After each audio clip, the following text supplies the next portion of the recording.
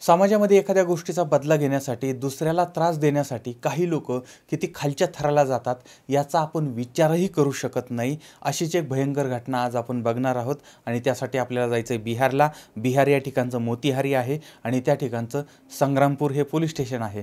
या पोलीस स्टेशनच्या अंतर्गत येणारं दर्यापूर पंचायत आहे आणि त्या ठिकाणचं पंचभिडवा नावाचं एक गाव आहे।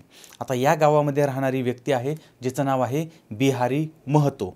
आता ही व्यक्ती आहे, तिच्याबरोबर तिची पत्नी राहते आहे आणि त्यांची एक मुलगी आहे। अशा पद्धतीनं हा परिवार आहे। त्या मुलीचं नाव आहे राजनंदिनी। त्या राजनंदिनीचं वय साधारण 16 वर्षाचं आहे। आई वडील आणि मुलगी असा हा त्रिकोणी परिवार आहे। कदाचित यांच्या परिवारात इतरही काही मंडळी असू शकतात, पण आता जे माध्यमातून पुढे आलं त्या पद्धतीनं मी सांगतोय आणि या स्टोरीसाठी या 3च जणांची गरज आहे।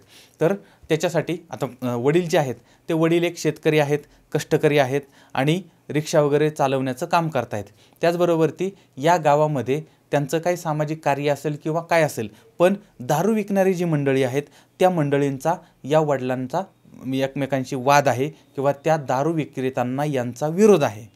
आता या सगळ्यामुळे गावातले दारू विकणारे आणि बिहारी महतो हे एकमेकांच्या विरोधात असल्यामुळे मग त्यांना राग होता, त्या दारू विकणाऱ्या लोकांना राग होता ह्या बिहारीबद्दल आणि या दारू विकणाऱ्यांनी या बिहारीला अनेकदा धमक्या दिल्या होत्या की तू आमच्या वाटेला जाऊ नको, नाहीतर आम्ही असं करू, नाहीतर आम्ही तसं करू, अशा पद्धतीनं त्या धमक्या दिलेल्या होत्या। अशा पद्धतीनं ते सांगितलेलं होतं, पण बिहारी महतो जो आहे तो मात्र त्यांचं ऐकत नव्हता आणि त्यानं या दारू विक्रेत्या लोकांना विरोध करायचं काम त्याचं चाललेलं होतं। पण या गोष्टीची त्याला प्रचंड मोठी शिक्षा मिळणार होती। तारीख आहे 4 डिसेंबर 2022, वार होता रविवार, दुपारची साधारण 2:03च्या आसपासची वेळ होती आणि यावेळी राजनंदिनी जी आहे ती घरामध्ये होती आणि तिची आई जी आहे ती शेतामध्ये गुरं चारण्यासाठी किंवा गुरांचा चारा आणण्यासाठी गेलेली होती। आता वडील जे आहेत ते काहीतरी कामानिमित्त घराच्या बाहेर होते आणि यावेळेस दारू विकणारी जी मंडळी आहेत त्याच्यामधली 4 तरुण जे आहेत ते या राजनंदिनीच्या घरी आले आणि त्यांनी या मुलीचं अपहरण केलं। आता अपहरण केलं, तिला घेऊन गेले। काही वेळाने आई आली, नंतर वडील आले, त्यांनी बघितलं आपली मुलगी गायब झाली।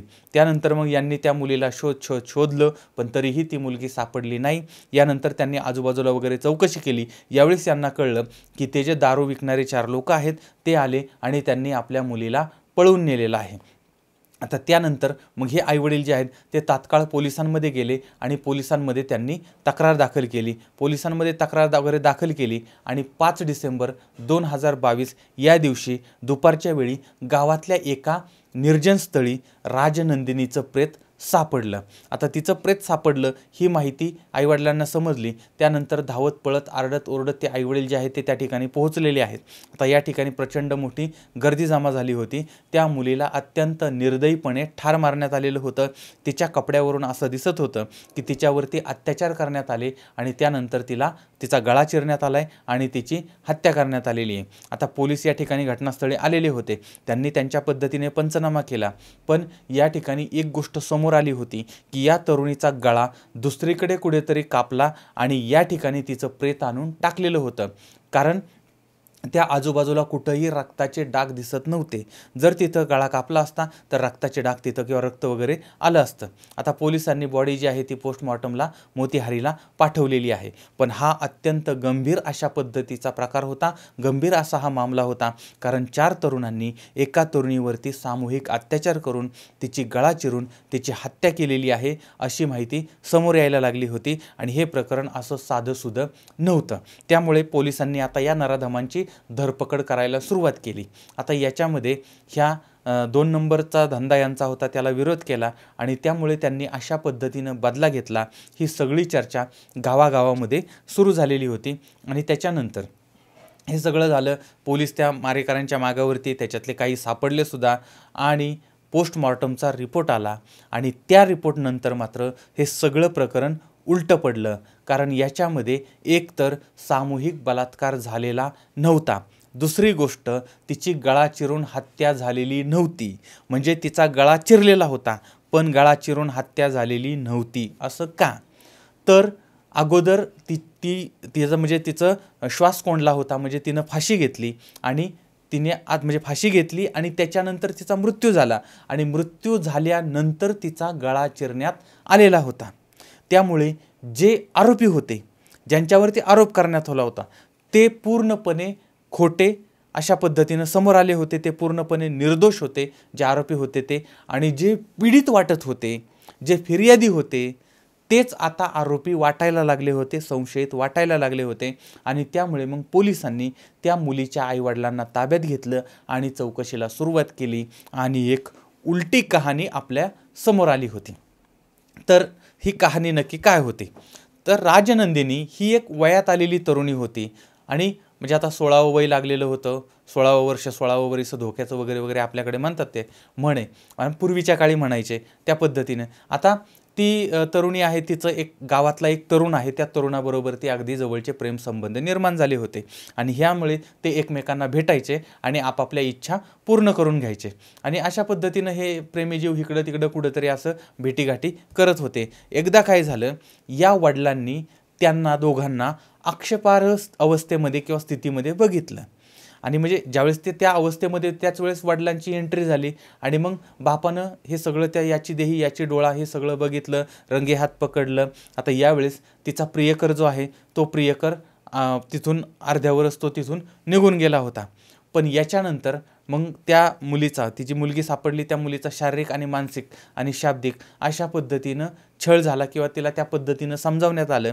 आणि काही वेळातच त्या मुलीनं, तिला पश्चाताप वगैरे झाला, आपण काय केलं वगैरे वगैरे, आणि त्यानंतर त्या मुलीनं फाशी घेतली आणि आत्महत्या केली. आता ही गोष्ट त्या वडिलांना कळली. आता वडिलांना कळल्यानंतर एकतर आता मुलीनं आत्महत्या केलेली आहे, समोर मुलीचं प्रेत पडलेलं आहे, आता करायचं काय? आता या बापानं प्लॅन करायला सुरुवात केली. हा बाप असा प्लॅन करतो की त्याचं गावातले काही लोक जे आहेत दारू विकणारी, त्यांचा हा विरोधक आहे. त्याच्यामध्ये मंटू, कृष्णा, कन्हैया आणि दिलीप या सगळ्यांची आडनावं आहेत सहानी. म्हणजे मंटू सहानी, कृष्णा सहानी, कन्हैया सहानी आणि दिलीप सहानी. तर या चौघांना फसवण्यासाठी, हे दारू विकणारी मंडळी आहेत, यांना फसवण्याचा प्लॅन हा बाप करतो. आणि अगोदरच जी मुलगी मरण पावलेली होती, मेलेली होती, त्या मुलीचा गळा चिरतो. त्यानंतर तिचे सगळं रक्त जे आहे ते वाहून जातं आणि नंतर त्या मुलीचे कपडे वगैरे फाडले जातात. आणि हे जे प्रेत आहे ते प्रेत हा बाप रिक्षामध्ये घालतो आणि गावाच्या बाहेर निर्मनुष्य ठिकाणी आणतो आणि त्या ठिकाणी टाकून देतो. नंतर घरी येतो आणि ती गायब झाली अशा पद्धतीचं तक्रार करतो किंवा अशा पद्धतीचं नाटक ते करतो. याच्यामध्ये 4 जणांची नावं घेतो, 4 जणांना अडकवतो आणि स्वतः पीडित आहे अशा पद्धतीनं जगाला दाखवतो. पण पुढच्या केवळ 24 तासामध्ये आणि FIR म्हणजे तो पोस्टमॉर्टमचा रिपोर्ट जो आहे तो आल्यानंतर केवळ काही तासातच हे सगळं भिंग जे आहे ते फुटलं होतं आणि सत्य जे आहे ते बाहेर आलं होतं. आता जी माहिती माध्यमातून पुढे आली ते मी तुमच्यासमोर मांडलेली आहे. अजून तपास चालला आहे, कदाचित याच्यामध्ये पण काय अजून वळणं येऊ शकतात. आता याच्यामध्ये एक महत्त्वाचा मुद्दा आहे, तो म्हणजे संग्रामपूर पोलीस स्टेशनच्या अंतर्गत याच परिसरामध्ये, याच काळामध्ये, याच पद्धतीची, याच वयाची एक तरुण मुलगी जी आहे तिचं अपहरण झालेलं होतं. त्यानंतर तिच्यावरती 2 जणांनी अत्याचार म्हणजे सामूहिक अत्याचार करण्यात आले होते. त्यानंतर हे प्रकरण पंचायतीचे समोर आलं. त्यानंतर मग हे प्रकरण पोलिसांमध्ये सुद्धा गेलेलं होतं. त्यामुळे ही 2 प्रकरणं, म्हणजे मी तुम्हाला जे सांगितलं त्या मुलीच्या बापानेच हत्या केली वगैरे, हे प्रकरण वेगळं होतं. आणि दुसरं प्रकरण त्या मुलीवर अत्याचार झाले आणि पंचायतीमध्ये आणि नंतर पोलिसात ही तक्रार केली, पण ती मुलगी जिवंत होती. अशा पद्धतीची 2 प्रकरणं एकाच पोलीस स्टेशनच्या अंतर्गत एकाच आठवड्यामध्ये घडलेली होती. त्यामुळे कदाचित एक प्रकरण आपण पाहायला गेलो तर दुसरं प्रकरण समोर येऊ शकतं. त्यामुळे कन्फ्युजन होऊ शकतं, म्हणून मी दोन्ही गोष्टी तुम्हाला सांगितल्या. आता या सगळ्यामधून आपण धडा काय घ्यायचा? दुसऱ्याचं वाटोळं करण्यासाठी जेवढा वेळ आणि जेवढी बुद्धिमत्ता, जेवढं ज्ञान लोक खर्च करतात, तेवढाच वेळ तेवढीच बुद्धिमत्ता जर स्वतःच्या भल्यासाठी वापरली तर आपण सगळ्यात जास्त प्रगती करू शकतो. पण दुर्दैवाने लोक नको त्या ठिकाणी नको त्या गोष्टी वापरतात आणि नको त्या गोष्टी होऊन जातात.